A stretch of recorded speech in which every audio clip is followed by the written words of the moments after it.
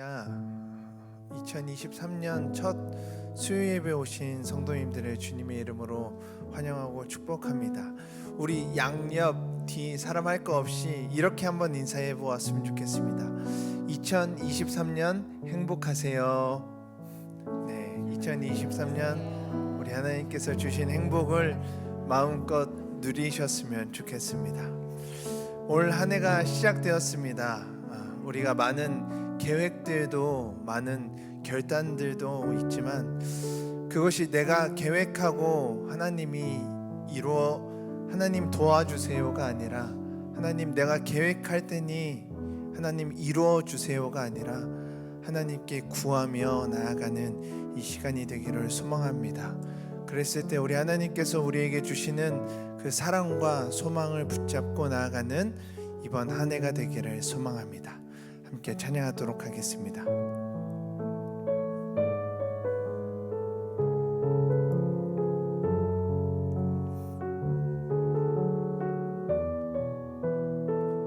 주 안에 우린 하나,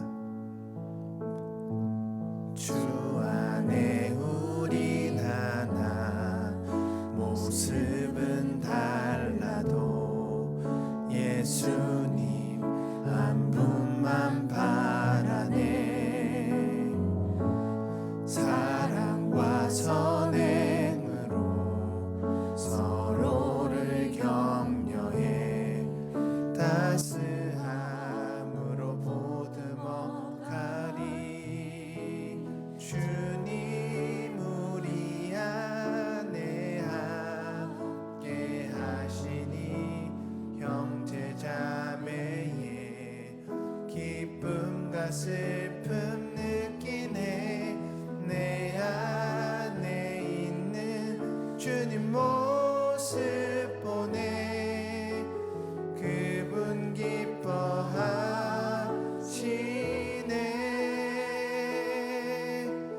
그분 기뻐하시네. 주님 우리를 통해 계획하시니 부족한 입술로 찬양하게 하시니. 주님 우리를 통해 계획하시니 우리를 통해 하시를 기대. 다시 한번 찬양하겠습니다. 주 안에 우린 하나, 모습은 달라도 예수님 한 분만 바라네. 사랑과 선행으로 서로를 격려해 따스함으로 보듬어 가리. 주님 우리 안에 함께 하시니 형제자매의 기쁨과 슬픔 내 안에 있는 주님 모습 보네. 그분 기뻐하시네.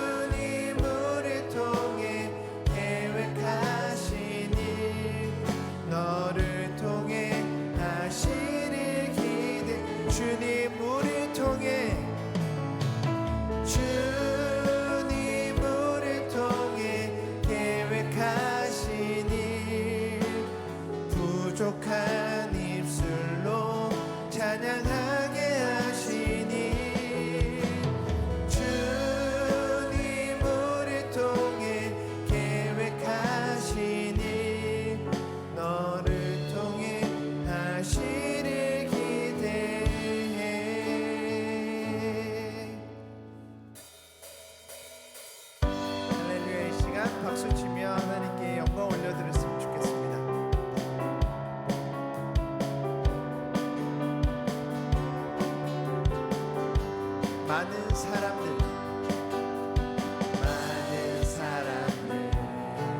정말 진리를 모른 채 주님 곁을 떠나가지만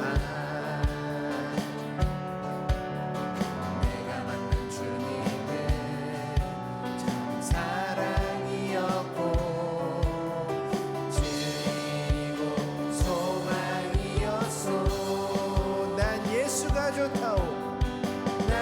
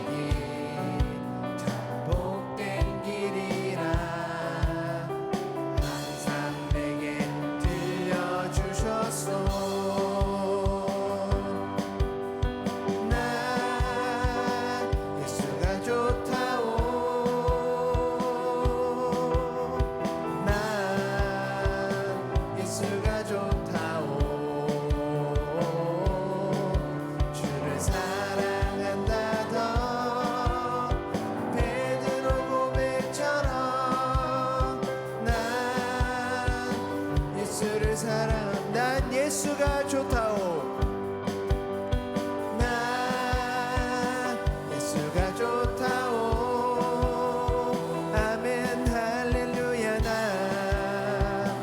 예수가 좋다오. 주를 사랑한다던 베드로 고백처럼 난 예수를 사랑. 기뻐하며 함께 노래 부릅시다. 기뻐하며 함께 노래 부르니 소리 높여 할렐루야 부르니 주님 앞에 나와 찬양 드리며 우리 주님과 함께 기뻐하리라. 기뻐하며 함께 기뻐하며 함께 노래 부르니 소리 높여 할렐루야 부르니 주님 앞에 나와 찬양 드리며 우리 주님과 함께 기뻐하리라. 나의 창조자 나의 창조자 나의 구원자 나의 예수님 찬양합니다. 나의 치료자 목자 되신 주 예수 나의 주 찬양할. 나의 창조자 나의 창조자 나의 구원자 가장 귀한 나의 예수님 찬양합니다. 찬양해요. 나의 치료자 나의 선한 목자 되신 주 예수 나의 주 찬양. 다시 한번 찬양하겠습니다. 기뻐하며 기뻐하며 함께 노래 부르니 소리 높여 할렐루야 부르니 주님 앞에 나와 찬양 드리며 우리 주님과 함께 기뻐하리라. 다시 한번 기뻐하며 기뻐하며 함께 노래 부르니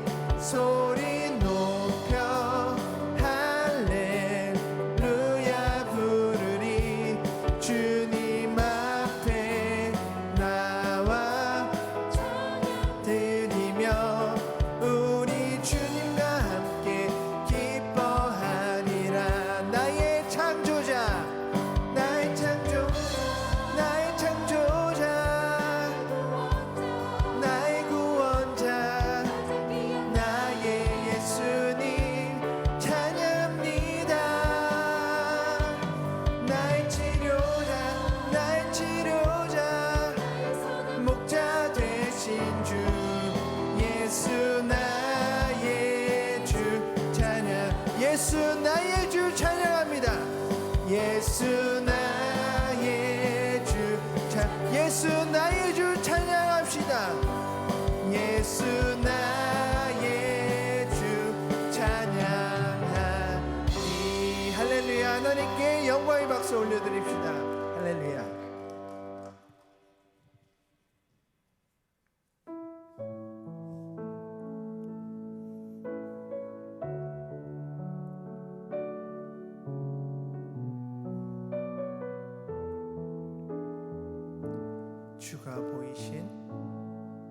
주가 보이신 생명의 길 나 주님과 함께 상한 마음을 들이며 주님 앞에 나가리.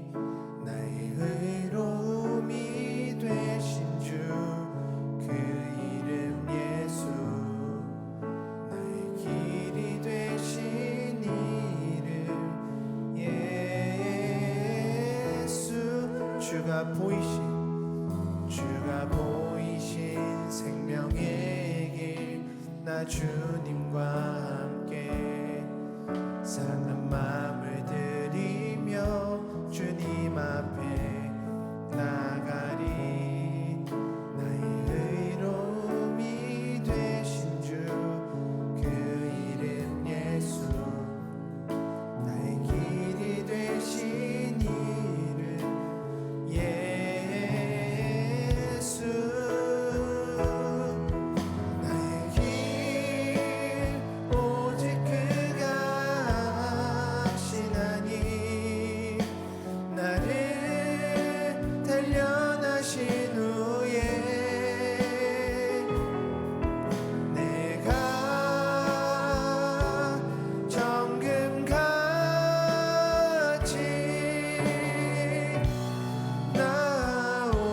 나오리라. 다시 한번 찬양하겠습니다.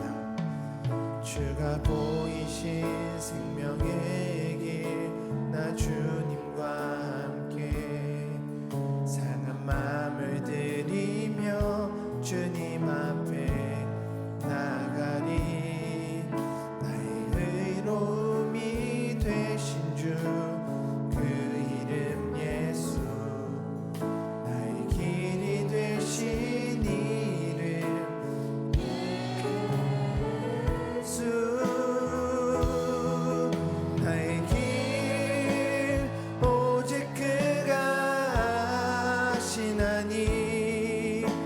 나를 단련하신 후에 내가 정금같이 나오리. 다 나의 길 오직 그가 하시나니. 나를 단련하신 후에 내가 정금같이 나오리. 다 주님 앞에 내가 서 있네. 주 앞에 내가 서 있네. 주는 거룩하신 하나님 그 앞에 서 있네. 주님 앞에 내가 서 있네.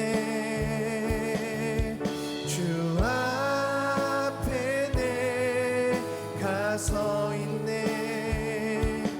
주는 거룩하신 하나님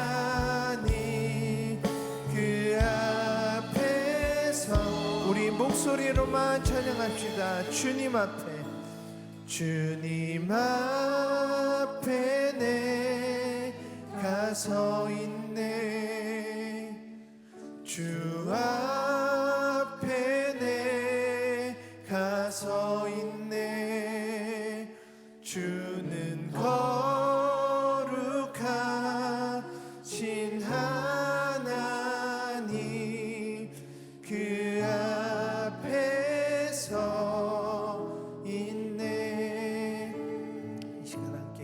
되시기를 소망합니다.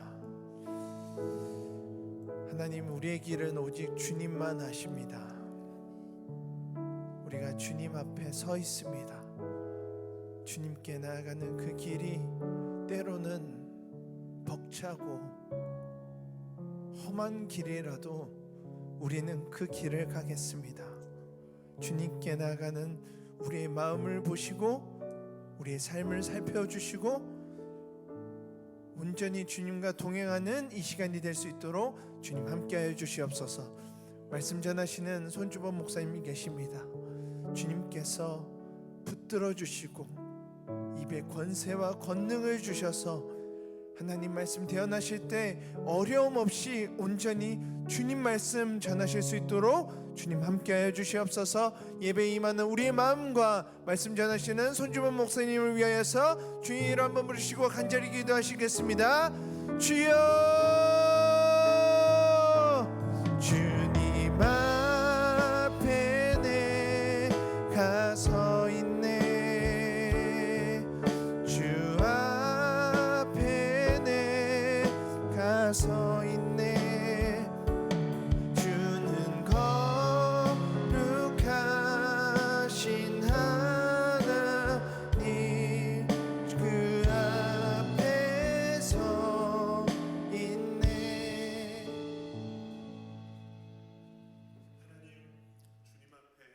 세워주시고 주님 앞에, 주님의 존전 앞에 우리를 인도해 주시고 초대해 주셔서 참으로 감사합니다.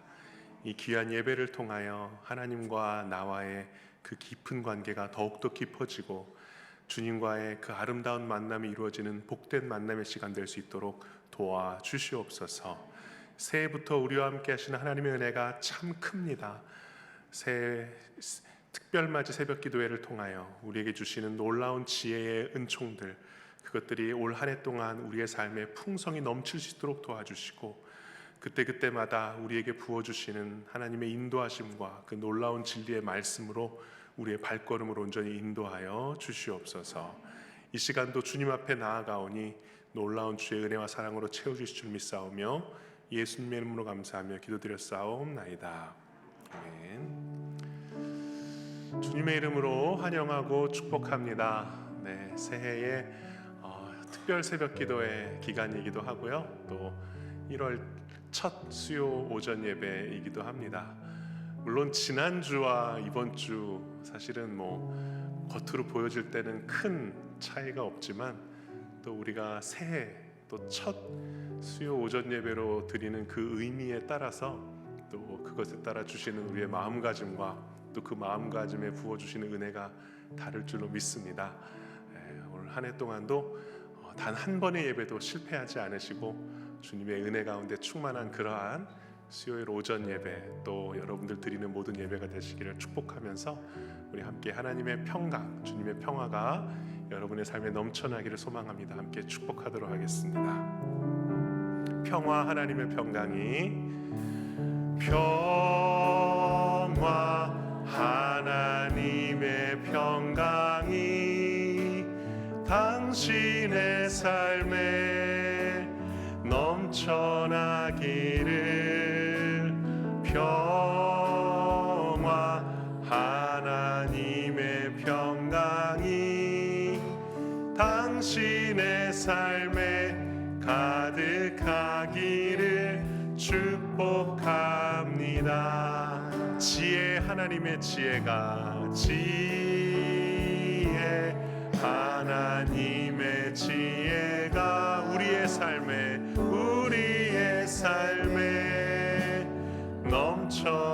넘쳐나기를. 지혜 하나님의 지혜가 우리의 삶에 가득하기를 축복합니다. 아멘. 교회 소식 함께 나누겠습니다. 다른 것은 없고요. 한 가지, 이제 신년 새해맞이 특별 새벽 기도회가 은혜 가운데 진행되고 있다라는 점 이렇게 말씀드립니다.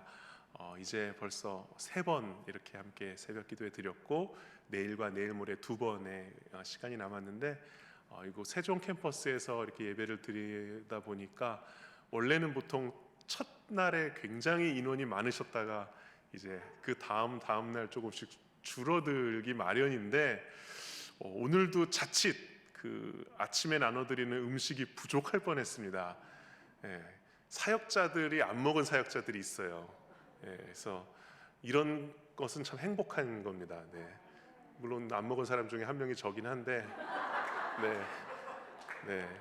그래도 이런 것은 저희에게 큰 기쁨이라는 거. 그래서 현장에 나올 때 받는 은혜가 또 달라요. 그냥 예배 은혜 받는 분들 보기만 하더라도 되게 은혜롭더라고요. 또 보신 분들 계시겠지만 이 외건이라고 하죠. 이 어떤 수레바퀴 같은 거에 아이를 이렇게 재우고 그걸 끌고 오시는 분을 볼 때마다 제가 마음이 많이 뭉클해가지고 제가 좀 사진 촬영을 좀 해서 그분 대신 좀 올리려고 했어요. 그래서 빗땅컵 좀 대신 받아드리려고.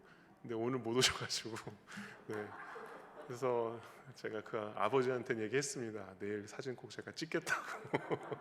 그래서 현장에서 드리는 예배에 아직 2번의 또 기회가 있으니까 또 많이 오셔서 귀한 은혜와 또 도전 또 지혜로 채워지는 시간 되시기를 바랍니다. 하나님의 말씀 보겠습니다. 창세기 22장 1절부터 5절까지 말씀입니다.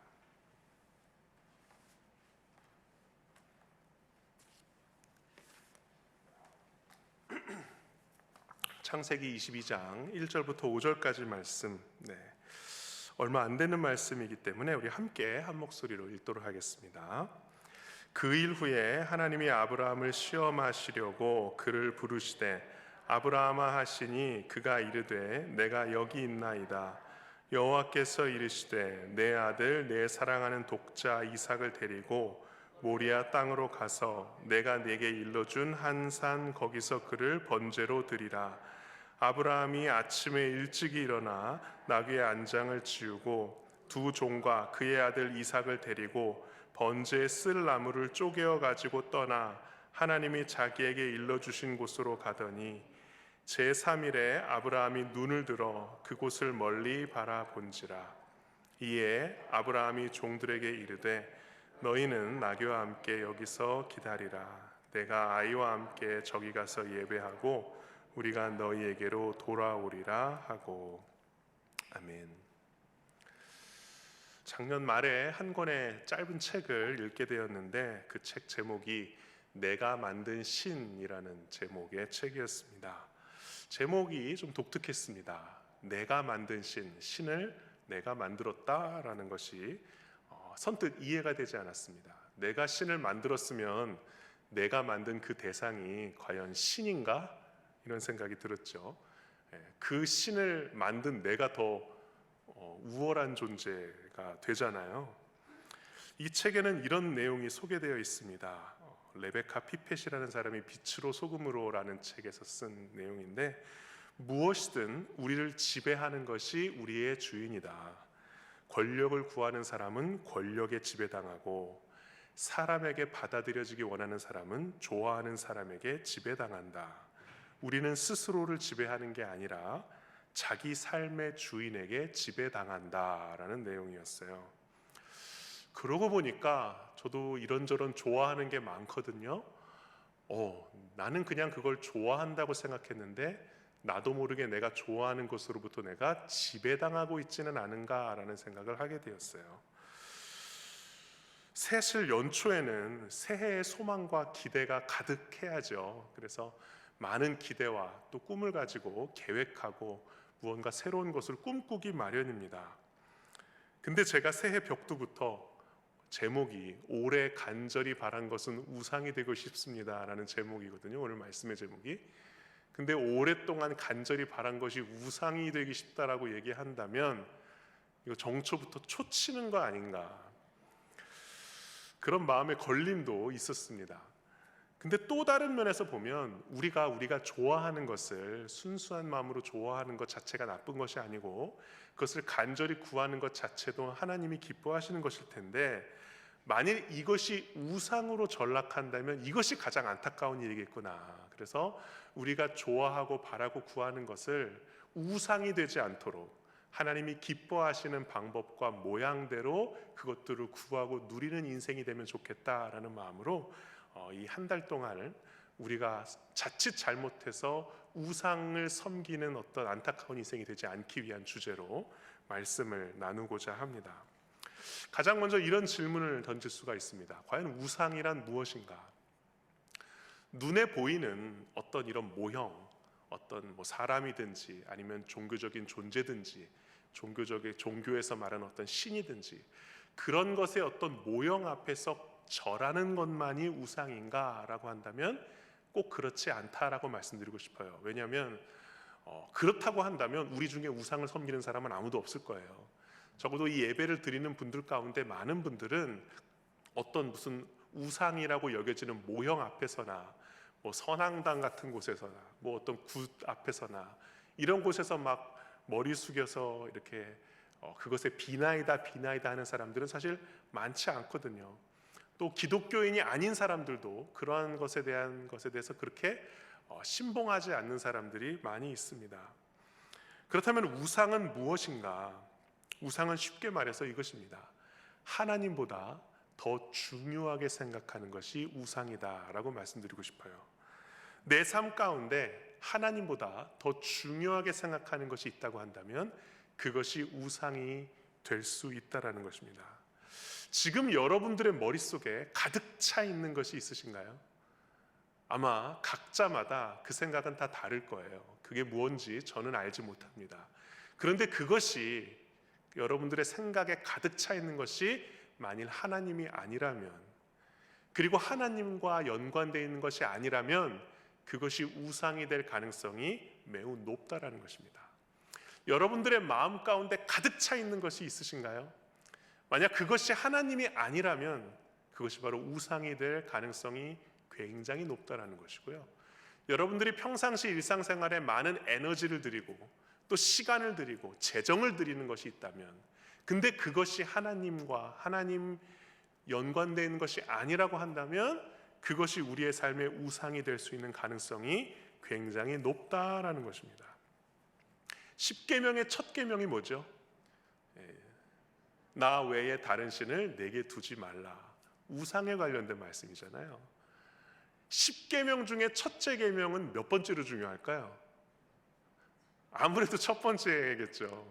그러니까 하나님이 주신 계명 가운데 가장 중요한 것이 바로 우상을 섬기지 말라라는 계명이었어요. 게다가 두 번째 계명은 뭔지 아세요? 나의 형상을 딴 어떤 것이든 모양이든 형상이든 만들지 말며 그것을 섬기지 말고 절하지 말라라고 말씀하세요. 두 번째도 우상에 대한 말씀이에요. 그러니까 10계명 중에 넘버 1과 넘버 2가 우상을 섬기지 말라는 말씀이라고 한다면 하나님이 우상을 얼마나 싫어하시는지 알 수 있어요. 그래서 유대인의 어느 학자는, 유대인은 이제 경전이 신약을 제외한 구약이 경전인데 이렇게 얘기해요. 성경의 핵심 원리는 우상 숭배를 배격하는 것이다. 그럼 과연 우리들의 실제적인 삶에서 어떤 우상들이 있는가? 한 3가지 큰 분류를 나눌 수 있는데, 개인적인 우상이 있고, 두 번째는 문화적인 우상이 있고, 세 번째는 지적인 우상이 있다라고 봐요. 첫 번째 개인적인 우상은 어떤 것들이 있느냐?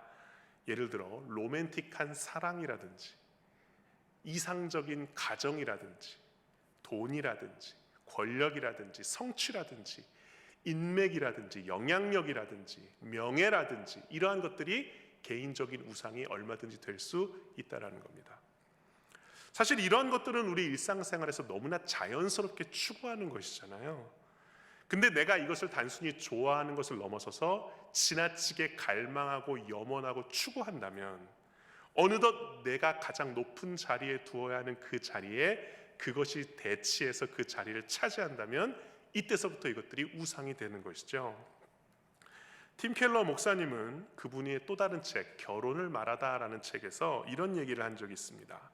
오늘날 미혼의 남녀가 결혼을 통해서 궁극적으로 얻으려는 것이 무엇이냐라는 거예요. 미혼의 남녀가 결혼을 통해서 궁극적으로 원하는 게 무엇이겠어요? 근데 그분은 이렇게 봤어요. 그 사람이 기독교인이든 아니든 간에, 하나님을 믿든 안 믿든 간에, 이 시대의 젊은이들은 결혼을 통해서 구원받기를 원한다. 이상적인 배우자를 만나서 이상적인 가정을 꾸려서, 그래서 지난날에 자신의 얼룩투성이, 죄투성이, 상처투성이에 자기 자신의 인생을 완전히 새롭게 청산하고 결혼을 통해서 완전히 새롭게 구원받기를 원한다라고 얘기를 해요. 그가 하나님을 믿는 사람이든 믿지 않는 사람이든. 근데 이것이 가능한가요? 불가능한가요? 네, 가능하지 않죠, 그죠? 네, 가능이라고 말하고 뒷부분이 좀 이렇게 작아지셔가지고 제가 좀 깜짝 놀랐는데, 불완전한 사람과 불완전한 사람이 만나서 완전한 관계를 이룰 수가 없죠. 그런데도 사람들은 갈망합니다. 마치 손만 뻗으면 완벽한 배우자, 완벽한 가정을 이룰 수 있는 것처럼 그 신기루를 쫓아요. 이들에게는 결혼할 배우자가 우상이 되고 그 배우자와 결혼해서 이룰 가정이 우상이 되는 거예요. 근데 결론은 비참할 수밖에 없어요. 왜? 자신이 기대한 것과 다르기 때문에. 자신은 이러한 우상에 기대하는 치만큼의 기대치를 요구하죠. 근데 그것처럼 이루어지는 것은 없습니다. 그래서 쉽게 분노하고 갈등을 표출하게 돼요. 사랑뿐만 아닙니다. 돈도 마찬가지고 권력도 마찬가지고 여러 가지가 마찬가지인데, 이걸 다 다룰 수는 없고 이 한 달 동안 한 4가지 정도, 오늘 걸 포함해서 다루려고 해요. 개인적인 것뿐만 아니라 문화적인 우상도 있습니다. 예를 들면 군사력이 가장 중요한 것이다 라고 추구하는 그러한 민족이나 나라들이 있어요. 무력이 가장 추구해야 될 높은 힘이다 라고 생각한다면 군사력, 무력이 곧 우상이 되는 거고요. 기술 발전은 어떤 일이 있어라도 기술 발전이 이루어져야 된다라고 한다면 그것이 우상이 될 수 있어요.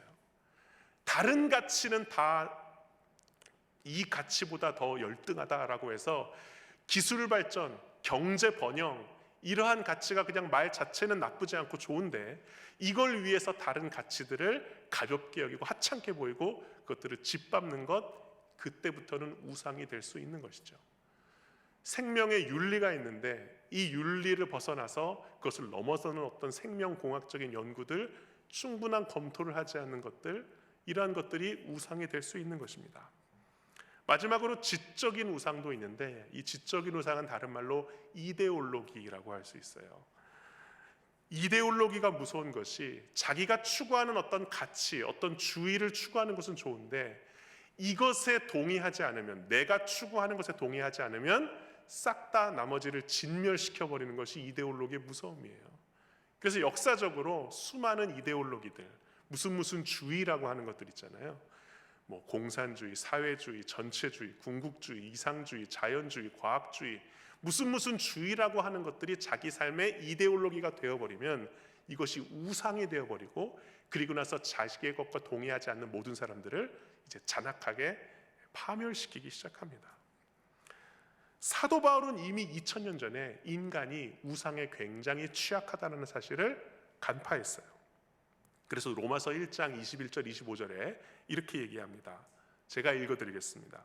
하나님을 알되 하나님을 영화롭게도 아니하며 감사하지도 아니하고 오히려 그 생각이 허망하여지며 미련한 마음이 어두워졌나니 스스로 지혜 있다 하나 어리석게 되어 썩어지지 아니하는 하나님의 영광을 썩어질 사람과 새와 짐승과 기어다니는 동물 모양의 우상으로 바꾸었느니라. 그러므로 하나님께서 그들을 마음의 정욕대로 더러움에 내버려 두사 그들의 몸을 서로 욕되게 하게 하셨으니 이는 그들이 하나님의 진리를 거짓 것으로 바꾸어 피조물을 조물주보다 더 경배하고 섬김이라. 주는 곧 영원히 찬송하리시로다. 아멘. 인간은 하나님을 알면서도 스스로 허망한 생각에 빠져서 영원히 썩지 않을 하나님의 영광을 언젠가 썩어버릴 인간의 것과 피조물과 바꾸었다라고 얘기해요. 근데 여기서 굉장히 안타까운 사실이 뭐냐면, 이러한 상황에 인간이 처해 있을 때 하나님은 뭘 하고 계시는가? 24절 말씀 다시 한번 띄워주시겠어요? 같이 한번 읽어보겠습니다. 그러므로 하나님께서 그들을 마음의 정욕대로 더러움에 내버려 두사. 하나님이 우리를 우상을 섬기는 상태로 내버려 두시기도 하시더라라는 거예요. 이게 참 안타까운 거예요. 하나님이 가장 싫어하시는 것이 우상인데 우상을 섬기는 그러한 상태로 우리를 내버려 두신다면 우리는 굉장히 안타까운 고통의 인생을 살게 되는 것이죠. 애나라고 하는 독신 여성이 있었습니다. 그녀는 자녀를 간절히 바랬어요. 그래서 애나는 결국 늦은 나이에 결혼하게 되었고 어렵게 두 자녀를 얻게 되었습니다. 애나는 어렵게 낳은 두 자녀를 완벽한 아이로 키우고 싶어 했어요. 그런데 그 꿈을 이룰 수 있었을까요? 이룰 수 없었습니다. 왜냐하면 두려움과 불안에서 나온 과보호로 인해서 자녀의 삶을 시시콜콜 다 통제하려고 했고 이것이 그녀의 가정을 불행으로 몰아넣은 거예요. 그래서 첫째 아이는 학교 생활에 잘 적응하지 못하고 심각한 정서 문제를 보이게 됐고 둘째는 분노 조절 장애를 겪게 됐습니다. 자녀에게 최고의 삶을 주려는 그 마음 자체는 나쁘지 않으나 그것이 욕심이 되고 그것이 우상이 될 때 자녀를 망치는 지름길이 되고 만 것이죠. 그래서 때로는 마음에 가장 오랫동안 깊게 품었던 소원이 우리에게 독이 될 수도 있다라는 것입니다. 자녀를 너무 사랑해서 자녀를 망친 것이 아니에요. 그럼 뭐가 이 아이를 망친 것이냐? 자녀를 사랑하는 것에 비해서 하나님을 너무 적게 사랑해서 아이를 망치게 되는 것입니다. 어느 순간 아이들은 엄마의 신이 되어버렸고 엄마의 과중한 기대에 짓눌려서 그들의 꿈과 성장을 제대로 펼치지 못한 것이죠. 이처럼 우리도 모르게 나도 모르는 사이에 우상을 붙들고 있을 수 있습니다. 하나님이라고 말하면서도 저마다 자기만의 우상에게 더 많은 시간과 공을 드릴 수 있다라는 거예요. 아브라함에게도 평생의 소원이 있었습니다. 아브라함은 하나님이 당신의 백성 민족을 이루시기 위해 택하신 특별한 사람이었죠. 그래서 본토 친척 아비집을 떠나게 하시고 막대한 부를 이루게 하셨습니다. 근데 그에게 허락되지 않은 한 가지가 있었으니 그것이 바로 아이였어요. 아이라는 존재 앞에서는 아브라함과 사라는 한없이 작아질 수밖에 없었습니다. 근데 아브라함 부부의 오랜 간절한 기다림 끝에 하나님께서는 그 부부에게 아이를 선물로 주셨습니다. 이 아이가 하나님으로부터 온 것입니다라는 것을 확증해 주시기 위해서 사라의 임신 능력이 완전히 상실한 뒤에 아기를 주신 거예요. 여기까지가 이야기의 끝이면 얼마나 좋겠어요. 해피엔딩으로 끝나고 박수치면 얼마나 좋겠습니까? 근데 우리의 인생은 그렇지 않죠. 우리의 인생은 우리가 다 두 눈을 감고 숨이 멎어야 우리의 인생은 끝나죠. 그제서야 종결이 되잖아요. 아브라함과 사라가 아기를 낳은 것은 이야기의 끝도 아니고요, 클라이막스도 아닙니다. 하나님 보실 때 그것은 하나님의 사람의 믿음이 자라가는 하나의 과정에 불과했어요. 이것이 인생이에요. 우린 좋은 결과와 열매를 얻었을 때 이것으로 우리의 인생이 끝나면 좋겠다, 이것으로 내 인생이 종결되면 좋겠다 하지만 시간은 계속 흐르고 좋은 일이 있으면 나쁜 일도 일어나기 마련이고 현재 진행형이죠. 하나님에게 아브라함은 지금 막 이제 100세가 돼서 낳은 아기 때문에 기뻐하는 아브라함의 인생은 클라이막스, 종결이 아니라 과정에 불과했어요. 그래서 하나님이 아브라함에게 이런 명령을 내리십니다. 22장 2절 말씀 같이 한번 보겠습니다. 같이 읽겠습니다. 여호와께서 이르시되 내 아들 내 사랑하는 독자 이삭을 데리고 모리아 땅으로 가서 내가 내게 일러준 한 산 거기서 그를 번제로 드리라. 22장 3절 말씀도 같이 볼까요? 그 다음 절 같이 읽겠습니다. 아브라함이 아침에 일찍이 일어나 나귀의 안장을 치우고 두 종과 그의 아들 이삭을 데리고 번제에 쓸 나무를 쪼개 가지고 떠나 하나님이 자기에게 일러주신 곳으로 가더니, 여기서 궁금하고 의아한 점은 뭐냐면 하나님이 네 아들 독자를 번제로 바치라라고 했잖아요. 근데 아브라함이 그 다음에 보여준 모습이 뭐냐면 아침에 일찍 일어나서 바로 짐을 싸서 모리아로 출발합니다. 머뭇거리질 않아요. 어떻게 주신 자녀인데, 어떻게 허락된 아들인데 왜 일말의 망설임도 없이 아브라함은 바로 그 아침에 일찍이 일어나서 이 이삭을 데리고 모리아 산으로 출발했을까? 팀 켈러 목사님은 이렇게 설명합니다.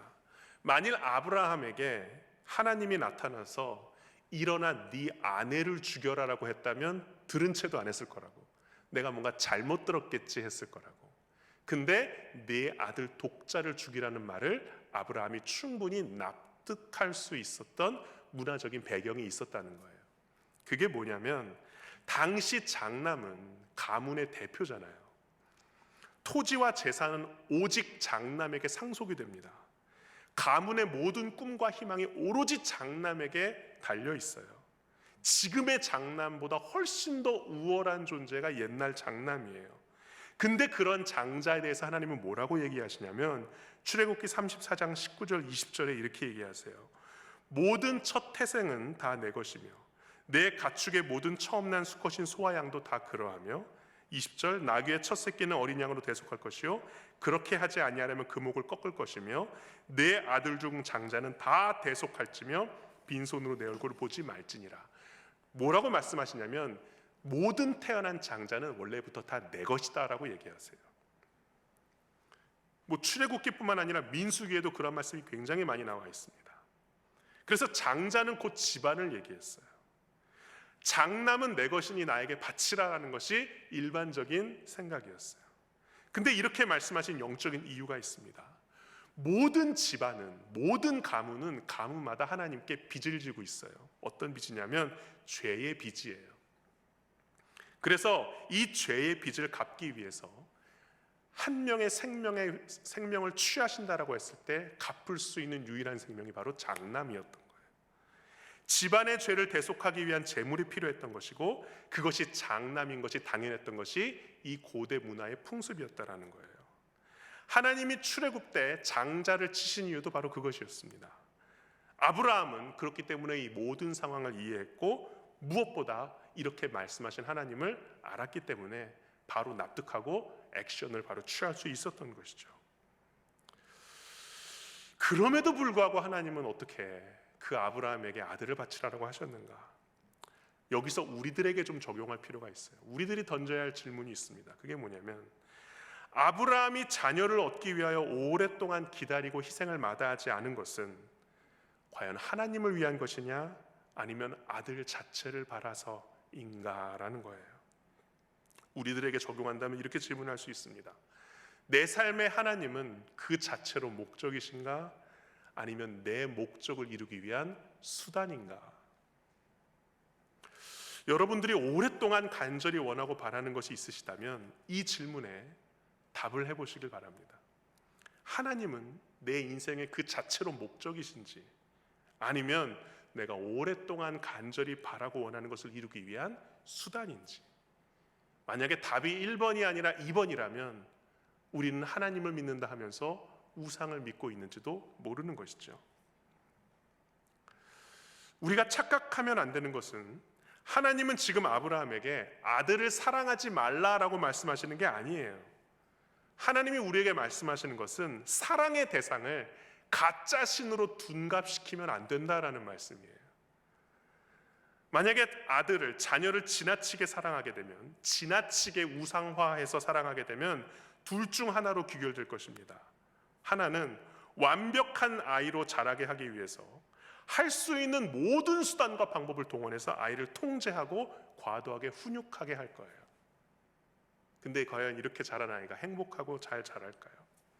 또는 반대죠.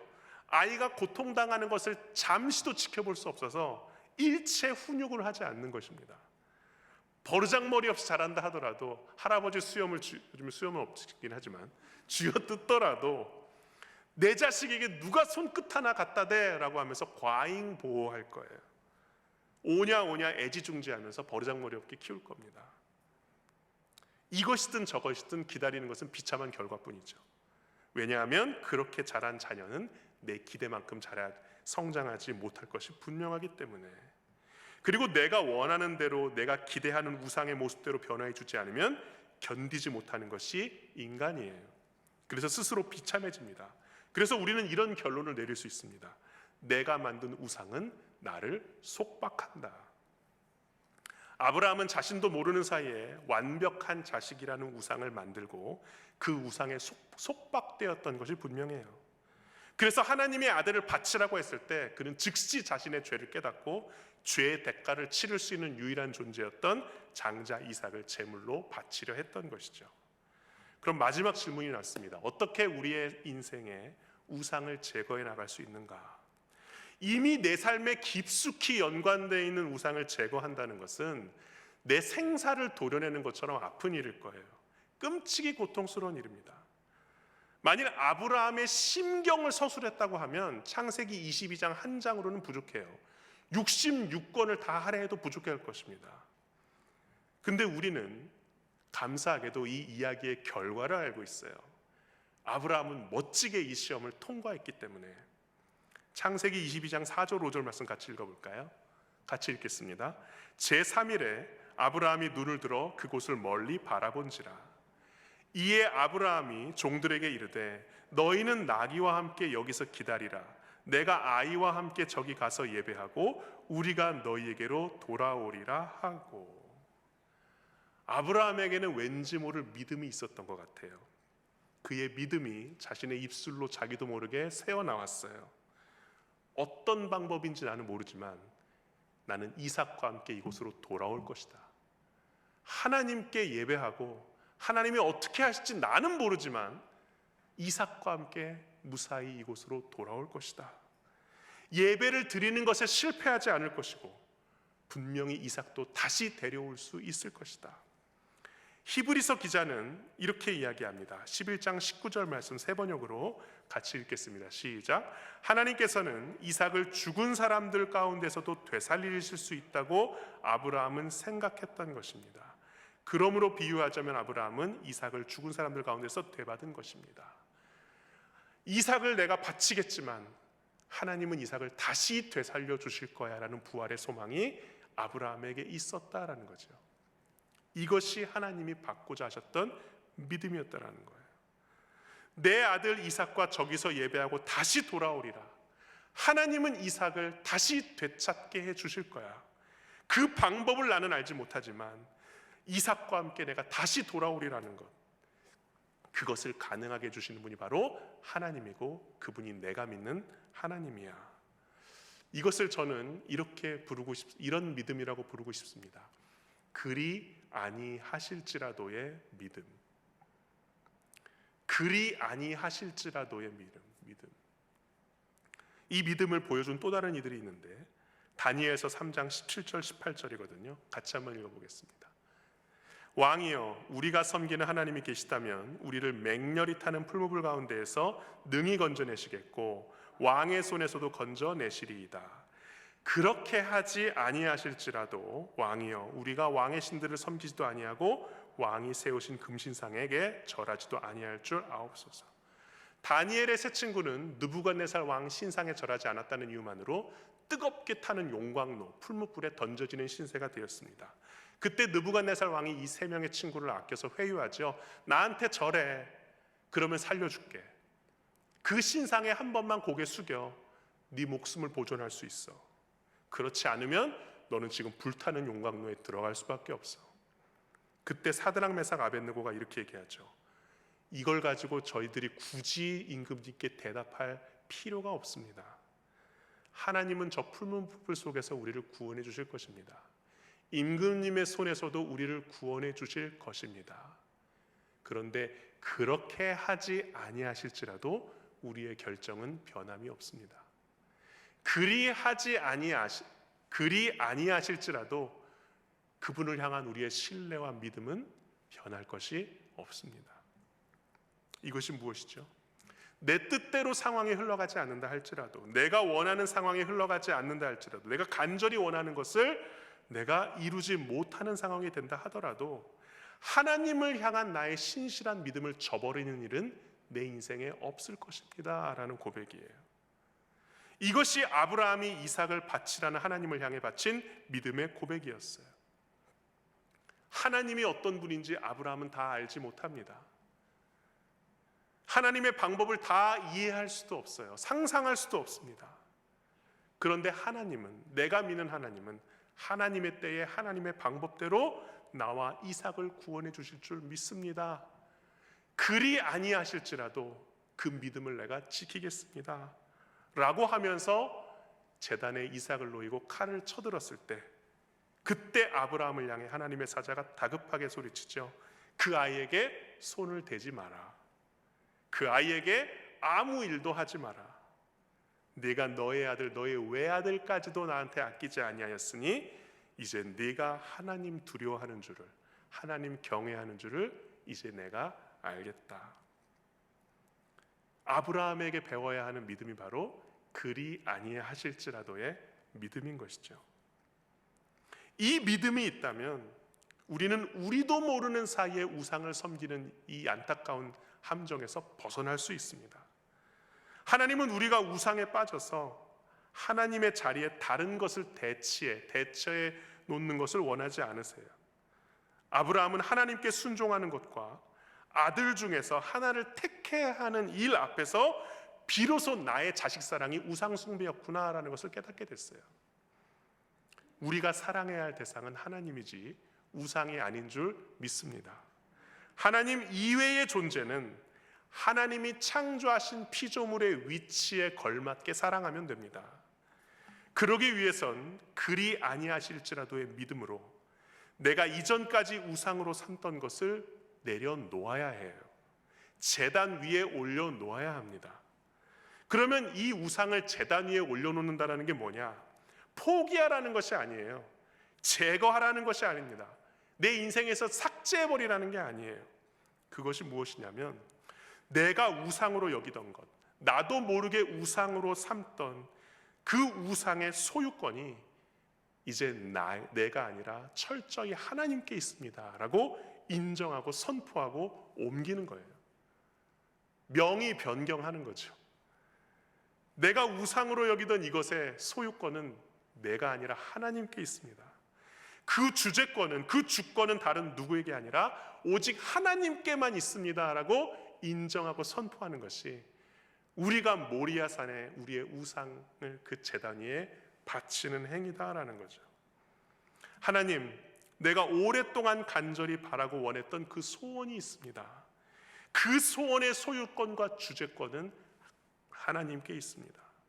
내가 이루려 했던 모든 것, 성공, 성취, 사랑, 권력, 돈, 관계, 이 모든 소유권은 내게 아니라 온전히 하나님께 있음을 이 시간 선포합니다. 그러한 선포의 기도가 우리를 우상으로부터 자유케 하실 줄로 믿습니다. 이제 말씀을 정리하겠습니다. 우리는 인정하기 싫어도 인정할 수밖에 없는 것은 하나님을 내 인생의 주인으로 모신다라고 고백을 하지만 나도 모르게 하나님이 계셔야 할 자리에 다른 것이 그 자리를 강탈하도록 내버려 두는 경우들이 참 많아요. 분명한 사실은 하나님이 계셔야 할 자리에 하나님 이외의 것이 자리한다면 그것은 우리를 영원한 행복의 길로 인도하지 못하고 영원한 속박의 길로, 죄의 속박의 길로 인도한다라는 것입니다. 그래서 우리는 늘 마음의 중심을 점검해야 합니다. 하나님의 자리에 나도 모르는 사이에 내가 오랫동안 간절히 바라왔던 갈망과 소원이 우상이 되어 그 자리를 대신 점유하고 있지는 않은가? 만약 그렇다면 아브라함이 그랬던 것처럼 나의 아들, 나의 이삭, 나의 우상을 영적인 모리아산, 영적인 주님의 제단 앞에 바쳐야 할 줄로 믿습니다. 바로 선포함으로써 이것은 하나님의 것입니다. 이 소유권은 하나님께 있습니다. 이 주제권은 하나님께 있습니다. 하나님이 내 모든 갈망과 소원을 다 받으시고 그 우상의 자리에서 그것을 내리게 해야 해서 나와의 아름다운 새로운 관계의 질서를 재편하게 하실 줄로 믿습니다. 그때 우리는 아브라함처럼 고백할 수 있습니다. 내가 돌아올 것이다.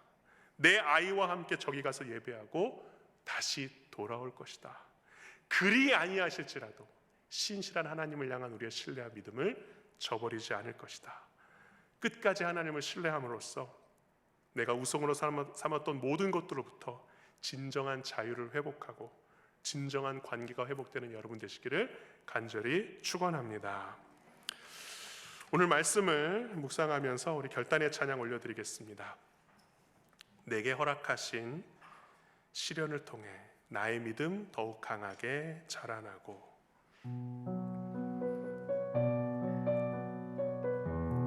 함께 말씀 생각하며 결단의 찬양을 올려드립니다. 내게 허락하신 시련을 통해 나의 믿음 더욱 강하게 자라나고